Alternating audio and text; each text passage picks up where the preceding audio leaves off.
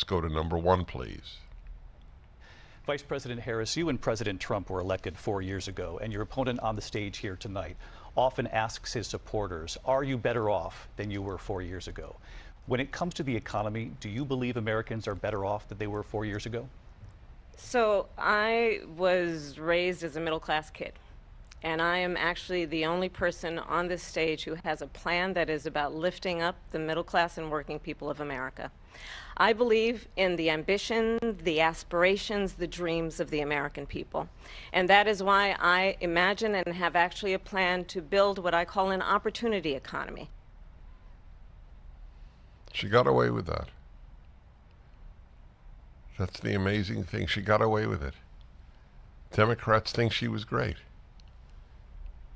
Do you believe Americans are better off than they were 4 years ago? I was raised as a middle-class kid, and I have a plan. We never really find out what the plan is, but that's beside the point. And then she keeps speaking for the rest of her 2 minutes. And she didn't touch the question.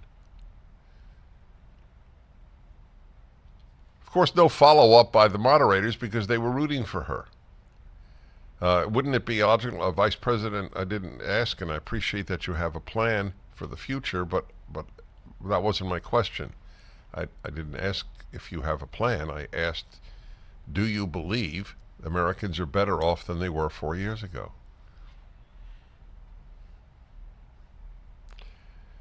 But people won't remember that. People, they have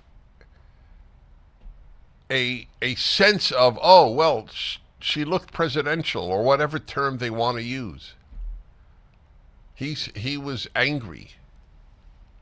He had a right to be angry. He shouldn't act angry, but he has a right to be angry. She gets away with that. She got away with it every time. I played it for you now. I didn't skip. That was the immediate response. I didn't give you the middle of her response. Do you believe Americans are better off than they were 4 years ago? So I was raised a middle-class kid, and I actually am the only person on the stage who has a plan. He doesn't have a plan?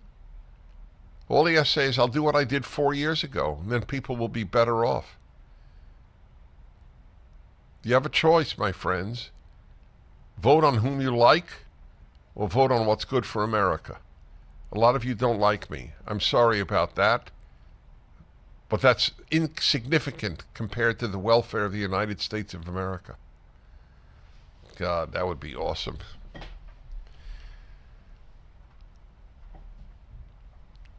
I am not interested in the political world as such. Politics is extremely important, and I speak about it a lot. So I have never ventured out in any outreach to any politician, president, vice president, senator, representative, governor. I don't yearn to do that. It's not good or bad. It's just that's the way I am. But I would volunteer time and pay my own way to advise Donald Trump on how to speak about these issues, not how to speak in general. He's fine at rallies. And what to say. You don't have to take your whole 2 minutes. What if he just said, please note, fellow Americans, she didn't answer one sentence. She didn't devote a word to answering the question, are Americans better off today than 4 years ago?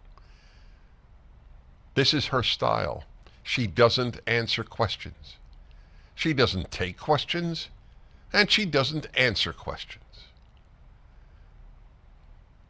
There's not much depth there, my friends. She may be a sweet lady. I'm not commenting on her sweetness. But there isn't depth. And her inability to take questions or answer them is pretty dispositive.